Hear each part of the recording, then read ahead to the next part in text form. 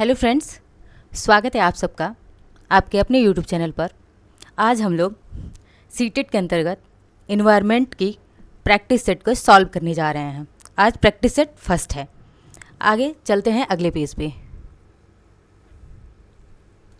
अब देखते हैं अपना पहला प्रश्न क्या कहता है। हमारा पहला प्रश्न नंबर 1, दिए गए प्रश्न को ध्यान से पढ़िए। क्या आपने अपने घर या स्कूल के आसपास जानवर देखे हैं जिनके छोटे बच्चे हैं? नोटबुक में उनके नाम लिखिए। इस प्रश्न के माध्यम से किस प्रक्रमण कौशल का आकलन किया जा रहा है? मतलब प्रश्न में क्या पूछा जा रहा है कि किस कौशल का हम लोग क्या कर रहे हैं? आकलन कर रहे हैं। तो आइए देखते हैं ऑप्शंस। वर्गीकरण एवं चर्चा, बी परिकल्पना एवं प्रयोग करना, सी न्याय के लिए सरोकार, डी अवलोकन एवं रिकॉर्डिंग करना। तो मतलब क्वेश्चन क्या कह रहा है? प्रश्न कह रहा है कि बच्चा जो है अपने घर या स्कूल के आसपास कोई जानवर देख रहा है और उसके नाम को क्या कर रहा है, उसके नाम को जो अपने नोटबुक में अंकित कर ले रहा है। मान लीजिए उसने हाथी देखा और उस शब्द को अपने बुक में लिख लिया, आकर के नोटबुक में नोट कर लिया। फिर वो क्या बच्चा जो है क्या कर रहा है? तो वो बच्चा जो है सबसे पहले तो अवलोकन कर रहा है, देख रहा है, और फिर उसके नाम को याद करके लिख ले रहा है। तो यानी कि याद करके लिखना उसका रिकॉर्डिंग हो गया। तो बच्चा क्या कर रहा है? अवलोकन एवं रिकॉर्डिंग कर रहा है। आते हैं अब दूसरे प्रश्न पे। पर्यावरण अध्ययन की अंतः विषय प्रकृति पर्यावरणीय मुद्दों को द्वारा संबोधित करती है। मतलब किसके द्वारा संबोधित करती है? तो ऑप्शंस देखते हैं। विज्ञान और सामाजिक विज्ञान के विषय वस्तु और प्रयोग, बी क्या है? सामाजिक विज्ञान और शिक्षा के विषय वस्तु और पद्धति के प्रयोग, सी विज्ञान के विषय वस्तु और पद्धति के प्रयोग, डी विज्ञान सामाजिक विज्ञान और पर्यावरण शिक्षा की विषय वस्तु और पद्धति के प्रयोग। इसमें कौन सा ऑप्शन सही होगा? तो इसमें ऑप्शन डी हमारा राइट आंसर है। क्या है कि पर्यावरण अध्ययन की अंतः विषय प्रकृति के पर्यावरणीय मुद्दों को विज्ञान और सामाजिक विज्ञान और पर्यावरण शिक्षा की विषय वस्तु और पद्धति के प्रयोग द्वारा हम संबोधित कर सकते हैं। ठीक, अब आते हैं प्रश्न संख्या 3 पर। कक्षा 1 में पर्यावरण अध्ययन में शिक्षार्थियों के आकलन के बारे में निम्नलिखित में से कौन सा सत्य है? कि कैसे हम शिक्षार्थियों का आकलन कर सकते हैं? पहला, मौखिक परीक्षाएं, क्योंकि हो सकता है कि बच्चे लिखने में सक्षम ना हों। बी ड्राइंग, क्योंकि बच्चों को इसमें आनंद आता है। सी शिक्षकों का अवलोकन और रिकॉर्डिंग, और डी क्या है हमारा कि किसी को ना रुके नीति को ध्यान में रखते हुए आकलन की कोई आवश्यकता नहीं है। तो इसमें यानी कि कक्षा 1 में पर्यावरण अध्ययन में शिक्षार्थियों का आकलन करने के लिए हम कौन सा सत्य मानेंगे? तो ऑप्शन ए क्या है हमारा कि मौखिक परीक्षाएं लेंगे बच्चों का, क्योंकि हो सकता है ना कि कोई बच्चा जो है लिखने में सक्षम ना हो, तो हम उसको ओरल टेस्ट लेंगे, मौखिक परीक्षा लेंगे। बी क्या है कि ड्राइंग बनवाना, क्योंकि जाहिर सी बात है कि छोटे बच्चे 1 से 5 के बच्चे होंगे, वो क्या करेंगे? ड्राइंग बनाने में, क्रिएटिविटी करने में, गतिविधि करने में ज़्यादा रुचि लेते हैं, इसमें उनको आनंद भी आता है। तो ये ऑप्शन भी हमारा सही है। सी क्या है? शिक्षकों का अवलोकन और रिकॉर्डिंग, हमारा ऑप्शन सी भी सही है। तो इस तरह हमारा ऑप्शन डी क्या है? गलत है। ऑप्शन डी क्या है? ये गलत है, ये नहीं होगा कि किसी को ना रुके नीति को ध्यान में रखते हुए आकलन की कोई आवश्यकता नहीं है, ये गलत है। तो हमारा सही ऑप्शन कौन कौन सा हुआ? 1, 2 और 3, यानी कि 1, 2 और 3, ऑप्शन ए हमारा क्या हुआ? सही आंसर हुआ। आते हैं अगले क्वेश्चन पे। अगला प्रश्न संख्या 4 क्या कह रहा है कि कक्षा 5 की शिक्षिका एक एल्यूमिनियम फॉयल लेती है और पानी में डाल देती है एवं दिखाती है कि वह ऊपर तैरता है। फिर वह फाइल को मोड़कर जोर से दबाती है, फिर से पानी में डालती है तथा शिक्षार्थियों को दिखाती है कि वह डूबता है। बाद में वह शिक्षार्थियों को यह सोचने और कारण देने के लिए कहती है कि ऐसा क्यों हुआ। इस प्रश्न का उत्तर देने में निम्नलिखित में से कौन से प्रक्रमण कौशल का प्रयोग हुआ है? मतलब इसमें कौन सा कौशल का प्रयोग किया गया है? ऑप्शन ए परिकल्पना, बी वर्गीकरण, सी अवलोकन, और डी क्या है? मापन। तो ऑप्शन डी की बात करते हैं हम मापन की। तो मापन क्या होता है? किसी भी चीज़ को मेजरमेंट करना, मापना। जैसे हम कपड़ा मापते हैं 1 मीटर, 2 मीटर, और जैसे पानी मापते हैं तो 1 kg 1 लीटर 2 लीटर, दूध मापते हैं तो 1 लीटर 2 लीटर, तो ये लिक्विड जो भी मापते हैं तो ये मापन हो गया। अवलोकन क्या है, किसी चीज़ को प्रत्यक्ष अपनी इंद्रियों के द्वारा, आँखों के द्वारा देखना क्या होता है, अवलोकन होता है। वर्गीकरण यानी कि क्लासिफिकेशन, किसी भी चीज़ को जैसे भाग 1, भाग 2, भाग 3, भाग 4 में बांटना हमारा क्या होता है, क्लासिफिकेशन हो गया। और क्वेश्चंस क्या कह रहा है हमारा कि एल्यूमिनियम फॉइल को लेकर के वो शिक्षिका क्या करिए, पानी में डाल देती है, तो देखती है कि वो तैर रहा है, फिर उसको मोड़ कर दबा कर देखती है कि वो डूब जा रहा है, तो वो क्या बना रही है, एक परिकल्पना बना रही है, एक हाइपोथेसिस बना रही है अपने दिमाग में कि क्यों फॉइल जो है, अगर फॉइल सतह के ऊपर तैरने लग रहा है और जब मोड़ दे रहा है वो हार्ड हो जा रहा है, ठोस बन जा रहा है, तो वो नीचे डूब जा रहा है पानी में। तो वो अपने दिमाग में एक हाइपोथेसिस, परिकल्पना बना रही है शिक्षिका। अब आते हैं अगले क्वेश्चन पे, क्वेश्चन नंबर 5 पर। 5 क्या कह रहा है, पर्यावरण अध्ययन के शिक्षा शास्त्र के संदर्भ में सिवाय, आगे भरना है, कि निम्नलिखित सभी वांछनीय अभ्यास हैं। तो क्या इसके वांछनीय अभ्यास हैं, आलोचनात्मक चिंतन और समस्या समाधान के लिए क्षमता संवर्धन करना, बी है बच्चे की अस्मिता का पोषण करना, सी है वास्तविक अवलोकन के स्थान पर पाठ्य पुस्तक विज्ञान की श्रेष्ठता को स्वीकार करना, और डी क्या है हमारा कि पाठ्य वस्तुओं और संदर्भों की बहुलता को बढ़ावा देना। तो इसमें से कह रहा है कि पर्यावरण अध्ययन के शिक्षा शास्त्र के संदर्भ में किसके सिवाय जो है सभी वांछनीय है, एक है जो कोई वांछनीय नहीं है, बाकी 3 हमारे क्या है, वांछनीय है, सही है, एक गलत है। तो देखिए, आलोचनात्मक चिंतन और समस्या समाधान के लिए क्षमता संवर्धन करना, ये बिल्कुल सही चीज़ है। बच्चों में ये चीज़ होनी चाहिए कि वो आलोचनात्मक चिंतन कर सके और प्रॉब्लम सॉल्विंग कर सकें। बी क्या है कि बच्चे की अस्मिता का पोषण करना, बिल्कुल बच्चे की गरिमा बनाए रखना हमारा एक शिक्षक का क्या होता है, धर्म होता है। अब डी पे देखते हैं कि पाठ्य वस्तुओं और संदर्भों की बहुलता को बढ़ावा देना, ये भी आंसर क्या हमारा सही है। तो इसमें से कौन सा वांछनीय नहीं है, ऑप्शन सी हमारा क्या होगा, राइट आंसर होगा। इसमें कह रहा है कि वास्तविक अवलोकन के स्थान पर पाठ्य पुस्तक विज्ञान की श्रेष्ठता को स्वीकार करना, मतलब इसमें कह रहा है कि जो हमारा वास्तविक अवलोकन है इसको नहीं स्वीकार करना है, जो पाठ्य पुस्तक है, पाठ्य पुस्तक विज्ञान की श्रेष्ठता को स्वीकार करिए, यानी कि जो शिक्षक यानी कि टीचर सेंटर्ड वस्तुएं हैं, चीज़ें हैं, उनको स्वीकार कर रहा है। जबकि हमारा पर्यावरण या फिर हमारा एनसीएफ क्या करता है, चाइल्ड सेंटर्ड एजुकेशन की बात करता है। अब आते हैं प्रश्न संख्या 6 पर। प्रश्न संख्या 6 हमारा क्या कह रहा है, महेश जो है कक्षा 4 के शिक्षक हैं, वे वृक्ष संरक्षण की अवधारणा पर शिक्षार्थियों को संवेदनशील बनाने के लिए एक योजना बनाते हैं। निम्नलिखित में से कौन सी एक गतिविधि इस उद्देश्य के लिए सर्वाधिक उपयुक्त है। ठीक है, अब देखते हैं कि महेश क्या है, कक्षा 4 के शिक्षक हैं और वो वृक्ष संरक्षण की अवधारणा पर विद्यार्थियों को संवेदनशील बनाना चाहते हैं। अब उसके लिए कहते हैं कि कौन सी एक्टिविटी जो है इस उद्देश्य के लिए सबसे ज़्यादा उपयुक्त है।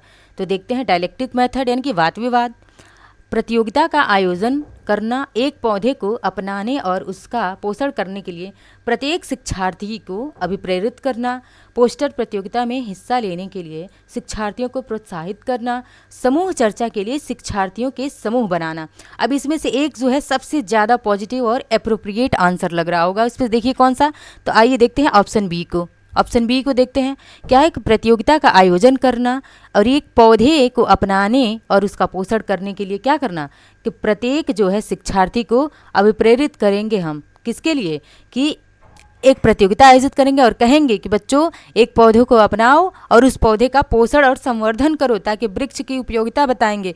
कहेंगे कि एक वृक्ष जो है क्या करता है, हमें फल देता है, लकड़ियाँ देता है, ऑक्सीजन देता है, वृक्ष हमारा क्या है, जीवन है, तो उसकी उपयोगिता हम बताएंगे बच्चों को।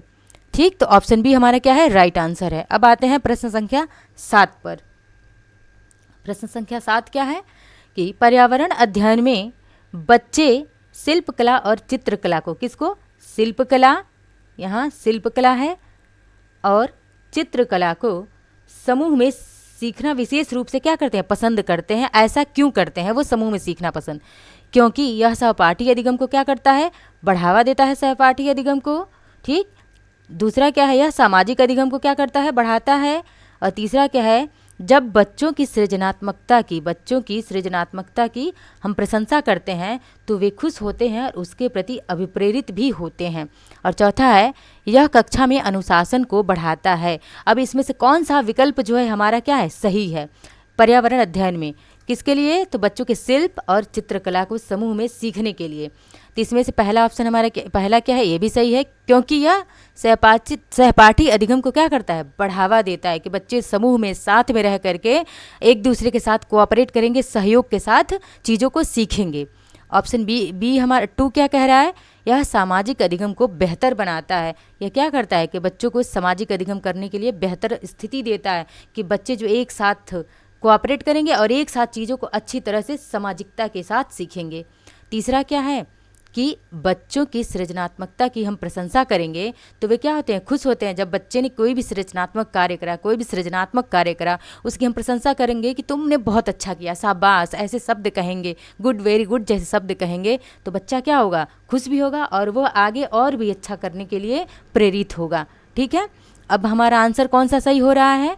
तो इसमें सही हो रहा है हमारा 1, 2 और 3, यानी कि कहाँ पे है? ऑप्शन सी में है ये। अब आते हैं प्रश्न संख्या 8 पर। प्रश्न संख्या 8 कह रहा है प्रयोग करना, यानी कि एक्सपेरिमेंट करना। प्रयोग करना आकलन का एक संकेतक है। निम्नलिखित में से कौन सा एक प्रयोग करने संबंधित संकेतक का आकलन करने का सबसे उपयुक्त तरीका कौन सा है? कि संकेतक का आकलन करने का उपयुक्त तरीका पूछा है, वो भी किस संदर्भ में? तो प्रयोग करने के, एक्सपेरिमेंट करने के संदर्भ में। तो आइए देखते हैं। ए क्या है कि चित्र पठन, ऑप्शन बी है सृजनात्मक लेखन, सी निदर्शन और प्रदर्शन, और डी क्या है? हस्तपरक गतिविधि। अब हम प्रयोग, एक्सपेरिमेंट कर रहे हैं और इसमें चित्र पठन, सृजनात्मक लेखन, निदर्शन, प्रदर्शन का क्या ही काम है? कोई काम नहीं है। इसीलिए इसमें क्या होता है कि हस्तपरक गतिविधि, जो भी हम काम करेंगे तो हाथ से ही तो करेंगे। इसमें प्रयोग करने में हस्तपरक गतिविधियों का ज़्यादा प्रयोग करते हैं हम। तो इसके लिए सबसे उपयुक्त तरीका क्या होगा? हस्तपरक गतिविधि। अब आते हैं प्रश्न संख्या 9। प्राथमिक कक्षाओं में शिक्षार्थियों के प्रकरणों में अनेक वैकल्पिक अवधारणाएं होती हैं, जैसे सजीव, निर्जीव, जलचक्र, पौधे आदि। इन वैकल्पिक अवधारणाओं के स्रोत हो सकते हैं। क्या स्रोत हो सकते हैं इन वैकल्पिक अवधारणाओं के? आइए देखते हैं। परिवार एवं समुदाय, पाठ्य पुस्तकें एवं अन्य पुस्तकें, शिक्षक, कहानियाँ एवं कविताएं। इनमें से विकल्प, सही विकल्प कौन सा है, हमें वही चुनना है। तो आइए देखते हैं विकल्प हमारा है कि ए क्या है कि परिवार एवं समुदाय, यानी कि हमारा ए भी क्या है? सही है, विकल्प ए सही है, परिवार एवं समुदाय। दूसरा विकल्प क्या है? पाठ्य पुस्तकें एवं अन्य पुस्तकें भी क्या होती हैं? इसमें सहायक होती हैं। शिक्षक डेफिनेटली सहायक करता है प्राथमिक कक्षा में शिक्षार्थियों के प्रकरणों में अनेक वैकल्पिक अवधारणाओं के लिए। अब क्या है? कहानियाँ एवं कविताएँ जो है ये भी क्या है हमारा? ऑप्शन 4 भी सही है, यानी कि 1, 2, 3, 4 किस किस ऑप्शन में है? 1, 2, 3, 4 तो ऑप्शन बी में है, ये चारों सही हैं। अब आते हैं प्रश्न संख्या 10 पर। कांच के एक जार तथा बोतलों को उनमें अचार भरने से पूर्व सूर्य की धूप में अच्छी तरह सुखाया जाता है। ये रहेगा सुखाया जाता है। ऐसा क्यों किया जाता है? आपने अक्सर देखा होगा, क्या सबके घर में माताएं और जो है माताएं बहनें हैं वो क्या करती हैं? अचार बनाती हैं, और उस अचार को बनाने से पहले जो जार होता है कांच का उसको धूप में सुखाती हैं। तो ऐसा क्यों करती हैं वो? क्या उनमें तापमान वृद्धि करने के लिए ऐसा करती हैं, या फिर उनमें से धूल हटाने के लिए ऐसा करती हैं, या सी है कि नमी को पूर्णतः हटाने के लिए ऐसा करती हैं, या फिर अचार को स्वादिष्ट बनाने के लिए करती हैं? किस लिए ऐसा किया जाता है? तो सबने देखा होगा कि अचार में जो है ऑप्शन सी क्या है कि नमी को पूर्णतः हटाने के लिए, जो मॉइस्चर होता है उस जार में, उस मॉइस्चर को, उस नमी को ख़त्म करने के लिए, जिससे हमारा अचार क्या होता है? लॉन्ग टाइम तक स्टोर करके हम रख सकते हैं, उसे लंबे समय तक रख सकते हैं बिना ख़राब किए। ठीक, ऑप्शन। अब आते हैं प्रश्न संख्या 11 पे। रेनू की दादी उसे एक सूखा कुआं दिखाते हुए बताती है कि 15 से 20 वर्ष पूर्व कुएं में पानी था, लेकिन अब यह पूर्णतः क्या हो गया है? सूख गया है कुआं। कुएं में पानी सूखने का कारण क्या हो सकता है? अब देखते हैं कारण क्या क्या है। ए है कि पेड़ों तथा उनके आसपास के स्थान की मिट्टी को अब सीमेंट से क्या कर दिया गया? ढक दिया गया है। दूसरा है आसपास के इलाके में बहुत सारे बोरिंग पंप लग गए हैं। और तीसरा है कि प्रत्येक व्यक्ति के घर में अब नल होने के कारण कोई भी कुएं का प्रयोग नहीं करता। चौथा है कुएं का पानी प्रदूषित हो गया। तो क्या ये ऑप्शन सही लग रहा है? चौथा कि कुएं का पानी प्रदूषित हो गया, बिल्कुल भी नहीं, ये ऑप्शन क्या है? गलत है। अब तीसरा क्या है कि प्रत्येक व्यक्ति के घर में अब नल होने के कारण कोई भी कुएं का प्रयोग नहीं करता। ये ऑप्शन भी क्या है, गलत है। अब आते हैं हम ऑप्शन 2 पर। ऑप्शन 2 क्या है हमारा, देखते हैं कि आसपास के इलाके में बहुत सारे बोरिंग पंप क्या हैं, लग गए हैं। तो ये बात बिल्कुल सही है कि आसपास के इलाके में बोरिंग पंप ज़्यादा लग गए हैं, जिससे हमारा वाटर लेवल क्या होता है, सबसे नीचे चला जाता है वाटर लेवल, और इससे कुएं से पानी निकलना क्या हो जाता है, बंद हो जाता है। अब आते हैं पहले ऑप्शन पे कि पेड़ों तथा उनके आसपास की जो स्थान की मिट्टी होती है ना, उसको क्या चबूतरे बना दिए जाते हैं, उनको सीमेंट से ढक करके चबूतरे बना दिए जाते हैं। इससे भी क्या होता है, कुएं हमारे सूख जाते हैं। तो ये हमारा ऑप्शन ए और ऑप्शन 2 दोनों सही हैं, यानी कि किस में है, ऑप्शन ए में हमको दोनों ऑप्शन मिल जा रहे हैं। अब आते हैं प्रश्न संख्या 12 पर। प्रश्न संख्या 12 क्या कह रहा है, बगुला भैंस की पीठ पर बैठता है क्योंकि, क्यों बैठता है, देखते हैं। ऑप्शन ए कह रहा है बगुला तथा भैंस सहजीवी संबंध है, यानी कि बगुला में और भैंस में सहजीवी यानी कि सिम्बायोसिस संबंध है। इन दोनों में कैसा रिलेशन है, सिम्बायोसिस रिलेशन है। अब आते हैं ऑप्शन बी पर, बगुला मनोरंजन के लिए भैंस की पीठ पर क्या करता है, बैठता है। सी है भैंस बगुले को एक स्थान से दूसरे स्थान पर ले जाने में मदद करती है। डी बगुला भैंस को क्या करना चाहता है, डराना चाहता है। ए ऑप्शन क्या है, बिल्कुल ही गलत है। बगुला भैंस को ना तो डरा सकता है और ना ही डराना चाहता है। ऑप्शन ए को हम लोग डिस्कस करते हैं। ऑप्शन ए क्या है हमारा राइट आंसर है। क्यों है सही, देखते हैं। बगुला और भैंस यानी कि दो क्या है, अलग अलग प्रकार के जीव हैं, प्राणी हैं, जानवर है। जैसे बगुला क्या हमारा पक्षी है, भैंस क्या हमारा जानवर है, यानी कि दो अलग अलग प्रकार प्रजाति के जब जानवर या फिर प्राणी और एक दूसरे को लाभ पहुंचाते हैं तो उसे हम क्या कहते हैं, उसे हम सहजीवी या सिम्बायोसिस रिलेशन कहते हैं। कैसे कि जैसे बगुला है, बगुला भैंस की पीठ पर क्यों बैठता है, क्योंकि जो भैंस होती है ना, भैंस की पीठ पर छोटे छोटे एक सूक्ष्म जीव होता है जिसका नाम होता है किलनी। और बगुला इसकी पीठ पर बैठकर इन किलनियों को क्या करता है, खा जाता है। और जब बगुला इन किलनियों को खा जाता है तो बगुले की भूख मिट जाती है और बगुला को क्या होता है, फ़ायदा हो जाता है, यहाँ पे बगुला को लाभ मिलता है। इसी तरह भैंस को क्या लाभ मिलता है, तो भैंस को ये लाभ मिलता है कि जो ये छोटी छोटी किलनियाँ होती हैं ना, ये भैंस का खून पीती हैं। तो जब बगुला इनको खा जाता है तो इस भैंस को क्या आराम मिलता है, राहत मिलती है। यानी कि यहाँ पे बगुले की भूख मिट रही है और इसको आराम मिल जा रहा है। तो दोनों में क्या हुआ, दोनों में सिम्बायोसिस यानी कि सहजीवी संबंध हुआ। इसलिए ऑप्शन ए हमारा क्या है, सही आंसर है। अब आते हैं प्रश्न संख्या 13 पर। निम्नलिखित में से जड़ का कौन सा कार्य पौधे के लिए नहीं, यानी कि कौन सा काम जो है जड़ है वो पौधे के लिए कौन सा कार्य नहीं करता है, क्या है, नहीं करता है। ऑप्शन देखते हैं। भोजन भंडारण या भोजन को संचित करना यानी कि फूड को स्टोर करना, ह्यूमस उपलब्ध करवाना, पौधे को सहारा देना और जल तथा खनिज को अवशोषण करना। तो बात करते हैं जड़ का कार्य है, ये जड़ का कार्य में आता है कि भोजन का भंडारण करना और पौधे को सहारा देना। तो बिल्कुल जड़ जो क्या करता है, पौधे को सहारा देता है। एक तरह से हम जड़ को पौधे की क्या कह सकते हैं, रीढ़ की हड्डी कह सकते हैं। और जल, ऑप्शन डी क्या है कि जल तथा खनिज को भी जड़ अवशोषित करता है। लेकिन ऑप्शन बी क्या है, ह्यूमस उपलब्ध करवाना, पौधों को ह्यूमस जो है मिट्टी उपलब्ध करवाती है, ना कि जड़। इसलिए ऑप्शन बी हमारा क्या है, राइट आंसर है। अब आते हैं प्रश्न संख्या 14। प्रश्न संख्या 14 है, कर्णम मल्लेश्वरी के विषय में दिए गए कथनों पर विचार करना है। जो नीचे दिए गए कथन है इन पर विचार करना है। किसके बारे में, तो कर्णम मल्लेश्वरी जी के बारे में। अब एक क्या है, वह अंतर्राष्ट्रीय ख्याति प्राप्त भारोत्तोलक यानी कि वेट लिफ्टर हैं। वह कर्नाटक की हैं। उसने अपनी नाम बहुत से रिकॉर्ड, यानी कि उन्होंने जो है अपने नाम बहुत से रिकॉर्ड बनाए हैं। जब वह 12 वर्ष की थीं तभी से वह भार उठाने का अभ्यास करने लगी थीं। अब इनके बारे में, कर्णम मल्लेश्वरी के बारे में कौन सा कथन जो है सही है, तो कथन ए क्या है, बिल्कुल सही है कि वह क्या थी, अंतर्राष्ट्रीय वेट लिफ्टर थीं। और वह क्या है, कथन 2 क्या है कि वह कर्नाटक की थीं। क्या है, ये बिल्कुल यही ऑप्शन हमारा क्या है, कर्नाटक की नहीं, ऑप्शन बी ये क्या है, एकदम से गलत है। क्यों, क्योंकि वह कर्नाटक की नहीं बल्कि वह कहाँ की रहने वाली थी, वह थी आंध्र प्रदेश से। कहाँ से बिलोंग करती थी कर्णम मल्लेश्वरी, तो आंध्र प्रदेश से बिलोंग करती थी वो, इसीलिए कर्नाटक की नहीं थी। उसने अपने नाम बहुत से रिकॉर्ड बनाए। बिल्कुल, इन्होंने अपने नाम बहुत से रिकॉर्ड बनाए थे और वह जब 12 वर्ष की थी तभी से वेट लिफ्टिंग करने लगी थी। तो इसलिए हमारा सही कौन सा है? 1, 3 और 4 किस ऑप्शन में है? तो ऑप्शन बी में हमारा क्या है? ऑप्शन बी में है 1, 3 और 4। तो याद रखिएगा कि वह कर्नाटक की नहीं बल्कि आंध्र प्रदेश की थी, जिसकी अभी कितनी वर्तमान में 3 राजधानियां हैं। ठीक है, आते हैं अगले प्रश्न पर। प्रश्न संख्या 15, सीढ़ीदार कुएं अथवा बावली, जिसे हम लोग फोकल लैंग्वेज में क्या कहते हैं? बावड़ी कहते हैं। तो सीढ़ीदार कुएं अथवा बावली से संबंधित निम्नलिखित कुछ कथन दिए गए हैं। अब कथन 1 क्या है? जल भंडारण तथा संरक्षण की पारंपरिक व्यवस्था, यानी कि जो सीढ़ीदार कुआं है, बावलियां हैं, ये क्या है? जल भंडारण और संरक्षण की पारंपरिक व्यवस्था है, ट्रेडिशनल क्या है? सिस्टम्स हैं। ओके, अब आते हैं 2 पे। तो व्यावसायिक शोध के रूप में उनका हम क्या करते हैं? प्रयोग करते हैं।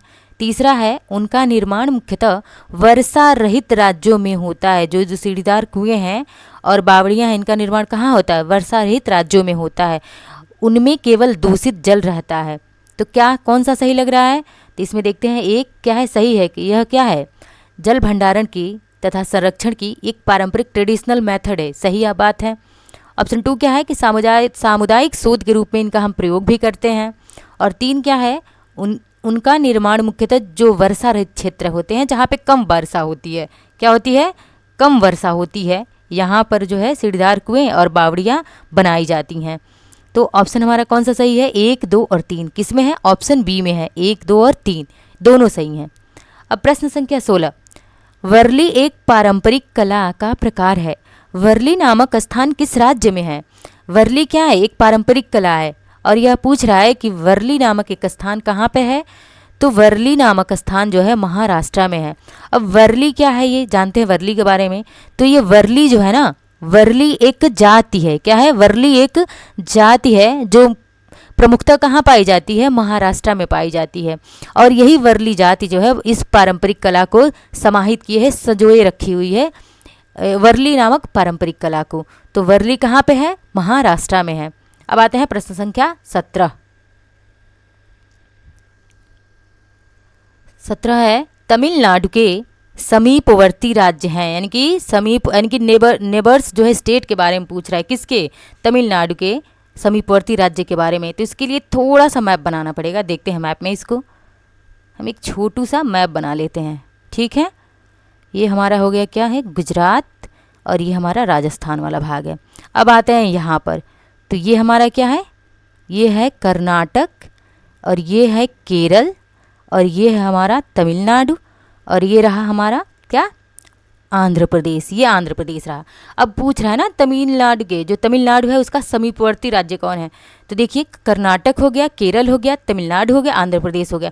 इसको हम ट्रिक से भी याद कर सकते हैं, जैसे के टी और ए, यानी कि कर्नाटक, केरल, तमिलनाडु और आंध्र प्रदेश। ये जो है तमिलनाडु के क्या है? समीपवर्ती राज्य, यानी कि के टी ए से याद रखेंगे। तमिलनाडु के समीपवर्ती राज्य कर्नाटक, केरल, तमिलनाडु और आंध्र प्रदेश। आज मान लीजिए तमिलनाडु का पूछ लिया, तो कल को कर्नाटक का पूछ सकता है, कल को केरल का पूछ सकता है, या फिर आंध्र प्रदेश का पूछ सकता है। तो ट्रिक से इसको याद रखिएगा। ठीक है, अब आते हैं हम प्रश्न संख्या 18। इसको ऑप्शन टिक कर लेते हैं। ऑप्शन क्या है इसमें सही? Option A. अब प्रश्न संख्या 18 कह रहा है, निम्नलिखित में से किसकी ध्वनि सुनने की शक्ति इतनी तेज होती है कि वह वायु से पत्तों के हिलने की ध्वनि और घास पर किसी जानवर के चलने की ध्वनि में क्या कर सकता है? अंतर कर सकता है। अब देखते हैं ऑप्शन क्या है। ऑप्शन है बाघ, गिद्ध, रेशम का कीड़ा और कुत्ता। तो बात करते हैं कुत्ते की। तो कुत्ते की सबसे ज़्यादा क्या विशेषता होती है? ये सबसे ज़्यादा सूंघ सकता है चीज़ों को। ठीक है, तो कुत्ता तो होगा नहीं। रेशम का कीड़ा क्या होता है? इसका काम है रेशम उत्पादित करना, तो ये भी नहीं होगा। अब गिद्ध की बात करते हैं, तो गिद्ध क्या करता है? गिद्ध को दूर तक देख सकता है, वह इसको दूर तक दिखाई देता है, ना कि ये क्या कर सकता है? ध्वनि में अंतर नहीं कर सकता। बात है बाघ की, तो बाघ क्या है? यह पत्तियों की सरसराहट, अगर हवा से कोई पत्ता भी हिल रहा है ना, तो उसकी ध्वनि, और जो जानवर अगर कोई चल रहा है घास पर, उसकी ध्वनि में यह बाघ क्या कर सकता है? अंतर कर सकता है। ऑप्शन ए हमारा क्या है? बिल्कुल सही आंसर है। अब आते हैं प्रश्न संख्या 19 पर। जब कोई व्यक्ति ट्रेन द्वारा अहमदाबाद से केरल की यात्रा करता है, जब वह अनेक सुरंगों को पार करता है। यह सुरंगें किस पर्वतों में हैं, मतलब किन पर्वतों में ये सुरंगें होंगी जब कोई व्यक्ति अहमदाबाद से केरल की यात्रा करेगा। तो इसके लिए भी क्या करना होगा, एक छोटू सा मैप हमें बनाना होगा। मैप के थ्रू हम समझते हैं इस चीज़ को। तो आइए देखते हैं, ये क्या हो गया हमारा, ये हो गया गुजरात और ये हो गया हमारा राजस्थान का पार्ट। ठीक है, बस इतना ही ज़रूरत है। तो क्या कह रहा है कि व्यक्ति कहाँ से आ रहा है, व्यक्ति जो आ रहा है अहमदाबाद से। तो ये हमारा गुजरात है और गुजरात के अंतर्गत क्या है, ये अहमदाबाद मान लीजिए, ये हो गया अहमदाबाद। ठीक है, ये है अहमदाबाद, व्यक्ति यहाँ से आ रहा है और इसको आना कहाँ है, ये केरल आ रहा है। व्यक्ति कहाँ आ रहा है, तो व्यक्ति जो है, व्यक्ति केरल आ रहा है। ठीक है, व्यक्ति जो है केरल आ रहा है, केरल। अब व्यक्ति केरल में, यहाँ पे नहीं लिखा गया, चलिए ठीक है, यहाँ लिख देते हैं केरल को। ये रहा हमारा क्या है, केरल। व्यक्ति कहाँ आ रहा है, तो केरल आ रहा है अहमदाबाद से। अब एक चीज़ और समझ लेते हैं, ये हमारा कौन सा पार्ट है, तो ये हमारा, ये विंध्याचल श्रेणी है। यहाँ पे मध्य प्रदेश है और यहाँ पे विंध्याचल रेंज है। और यहाँ ये हमारा क्या हो गया, ये राजस्थान हो गया, राजस्थान। और राजस्थान में कौन सी पहाड़ियाँ हैं, कौन सा पर्वत है, यहाँ विंध्याचल पर्वत है। कौन सा, विंध्याचल पर्वत है, सॉरी विंध्याचल नहीं, मिस्टेक हो गया, यहाँ पे अरावली पर्वत है। अरावली, कौन सा, तो अरावली पर्वत हमारा कहाँ पे है, राजस्थान में अरावली पर्वत, जो कि सबसे पुराना पर्वत माना जाता है इस अरावली को। अब यहाँ पे ये कौन सा हो गया हमारा, ये हो गया, ये जो हमारा भाग, ये हो गया हमारा पूर्वी घाट का भाग। कौन सा, पूर्वी घाट। ये हो गया अरावली पर्वत राजस्थान में, ये मध्य प्रदेश में हमारी विंध्याचल श्रेणियाँ हो गई, और ये हमारा पूर्वी घाट हो गया। और ये जो हमारा पार्ट बचता है, ये क्या है, ये है पश्चिमी घाट। कौन सा है, तो ये है पश्चिमी घाट। ठीक है, ये हमारा पश्चिमी घाट है। और पूछ क्या रहा है कि व्यक्ति जो है अहमदाबाद से, यानी कि यहाँ से और केरल आ रहा है, तो कौन सा घाट पड़ रहा है, ये पड़ रहा है हमारा ऑप्शन सी, पश्चिमी घाट। पश्चिमी घाट। इस मैप को जो है आप लोग समझे रहेंगे और इस लोकेशन को, तो कल को मान लीजिए अहमदाबाद दिया, कल को कुछ भी पूछ सकता है कि व्यक्ति राजस्थान से गुजरात आ रहा है या फिर राजस्थान से कर्नाटक आ रहा है, तो कौन सी पहाड़ियों को, कौन सी पहाड़ियों को पार करेगा। तो यहाँ दो पहाड़ियाँ पड़ जाएंगी, एक तो अरावली पर्वत और दूसरा हमारा पश्चिमी घाट पड़ जाएगा। तो ठीक है, इस चीज़ को आप लोग समझ के रखिएगा। चलते हैं अगले क्वेश्चन पे।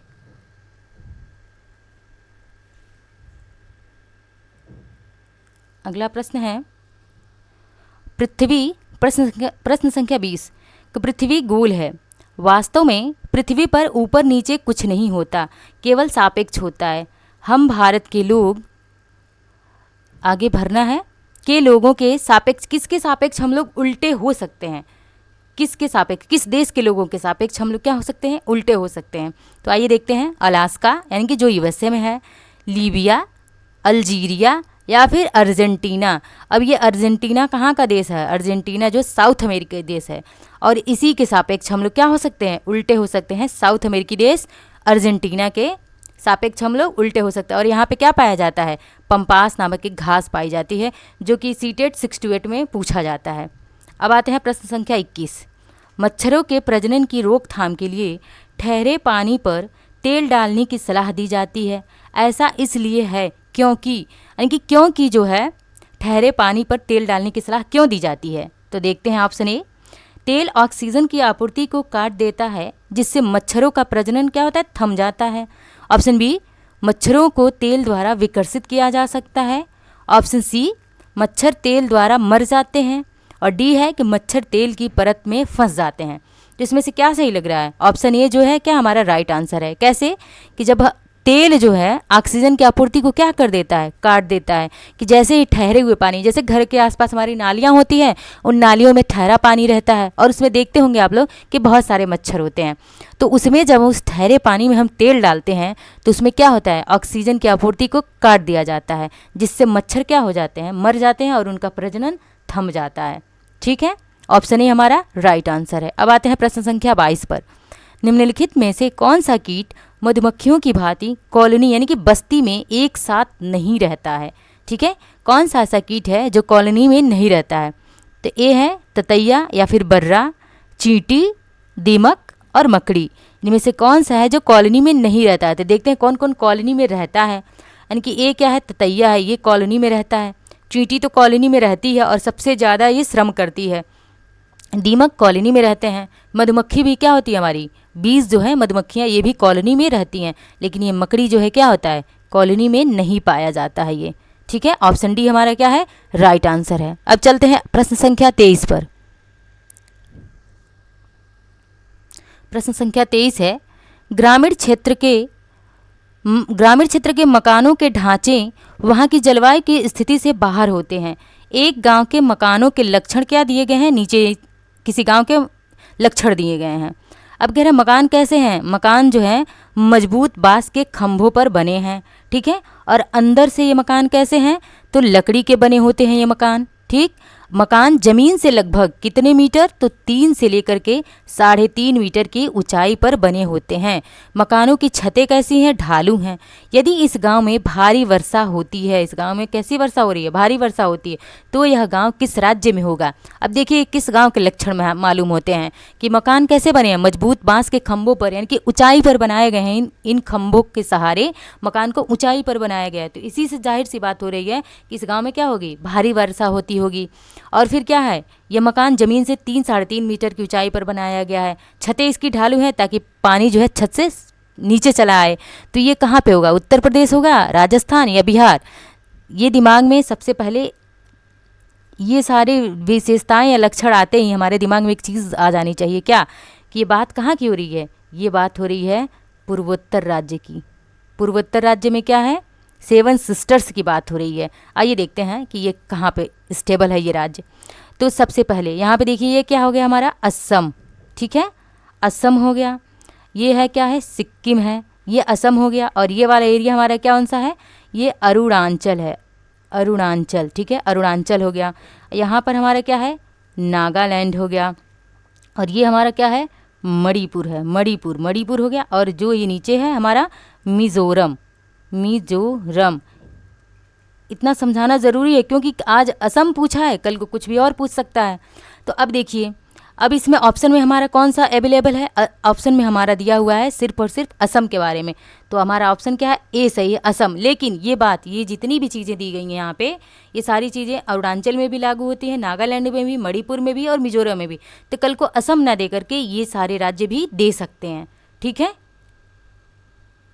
ओके, चलिए आगे चलते हैं अब। और यहाँ पर हमारा क्या है, यहाँ पर है कौन सा, मेघालय है।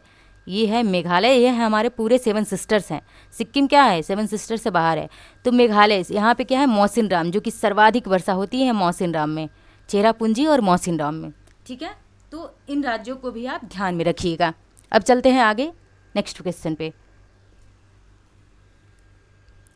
कुडुक कहाँ के लोगों की भाषा है। ये कुडुक जो है, कौन से लोग कुडुक भाषा को बोलते हैं, तो आइए देखते हैं। मिज़ोरम, मणिपुर, अरुणाचल प्रदेश या फिर झारखंड, कहाँ के लोग बोलते हैं कुडुक भाषा। तो झारखंड के लोग क्या करते हैं, कुडुक भाषा बोलते हैं। यहाँ की एक जनजाति होती है, वो जनजाति क्या करती है, कुडुक भाषा बोलती है। अब देखिए, ये कुडुक भाषा सिर्फ और सिर्फ झारखंड में नहीं, बल्कि बिहार के कुछ भागों में, कुछ हिस्सों में बोली जाती है। बिहार के कुछ हिस्से में ये कुडुक भाषा बोली जाती है। मध्य प्रदेश के भी कुछ हिस्से में ये कुडुक भाषा बोली जाती है। तो अगर कल मान लीजिए कभी पेपर होता है और झारखंड ना दे करके बिहार दे, तो हम बिहार को लगाएंगे, मध्य प्रदेश दे तो हम मध्य प्रदेश को लगाएंगे। ठीक, चलते हैं अगले प्रश्न पर। प्रश्न संख्या 25, राष्ट्रीय पाठ्यचर्या की रूपरेखा 2009 यानी कि एनसीएफ 2009 के अनुसार निम्नलिखित में से कौन सी एक पर्यावरण अध्ययन की क्या है, विषय वस्तु है। कौन सी है जो विषय वस्तु है पर्यावरण अध्ययन की एनसीएफ 2005 के अनुसार। क्या है, भोजन, सौरमंडल, सी है मौसम या फिर ऊर्जा। क्या है इसके तहत सही, तो एनसीएफ। ठीक है, एनसीएफ 2005 के तहत क्या सबसे ज़रूरी चीज़ है, तो ये है पर्यावरण के अंतर्गत भोजन। क्या है, भोजन है, इसलिए ऑप्शन हमारा कौन सा सही है, ऑप्शन ए हमारा राइट आंसर है। अब आते हैं प्रश्न संख्या 26 पर। पर्यावरण अध्ययन वस्तु आधारित उपागम को अपनाने के समर्थन में निम्नलिखित में से कौन सा तर्क सबसे अधिक सशक्त है। कौन सा तर्क जो है सबसे अधिक सशक्त है, मजबूत है, तो देखते हैं। यह पाठ्य योजनाओं को ढांचा प्रदान करने और शिक्षण को अधिक प्रभावी बनाने में क्या करता है, मदद करता है। बी है, यह शिक्षण को अधिक रोचक और गतिविधि आधारित बनाने में मदद करता है। सी, यह अवधारणाओं, मुद्दों और कौशलों को के बृहद विस्तार को सम्मिलित करने में क्या करता है, मदद करता है।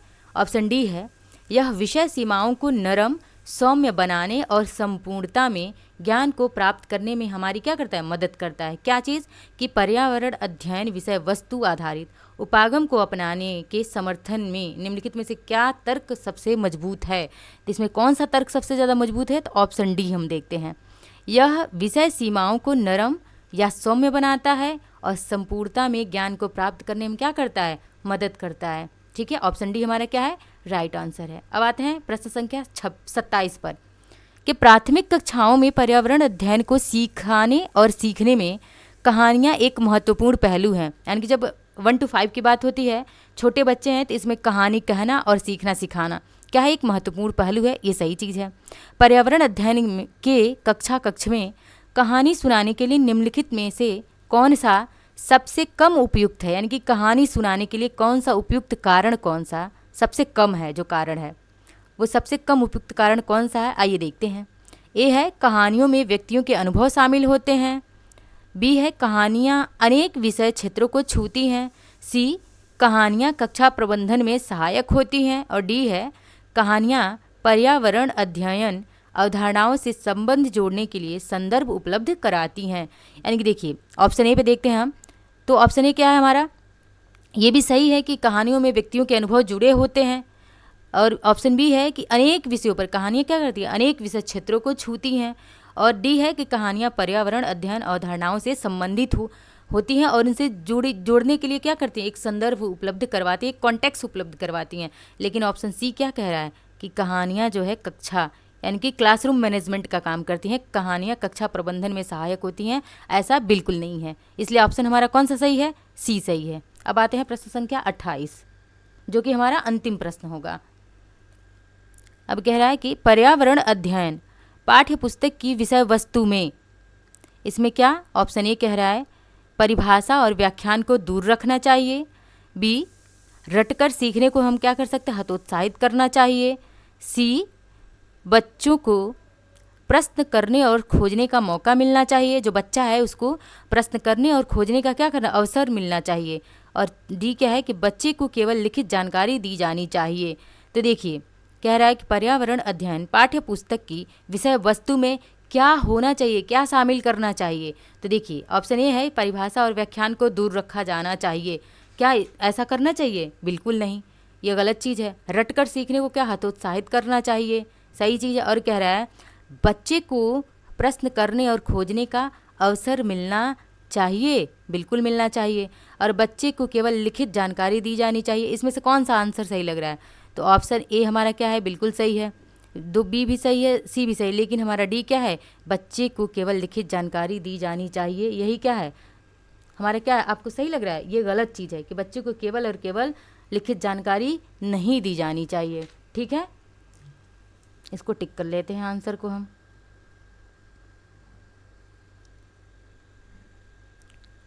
ठीक है, चलिए आज की क्लास ख़त्म होती है। वीडियो अच्छा लगा हो तो लाइक, शेयर और सब्सक्राइब ज़रूर करिए। Thank you.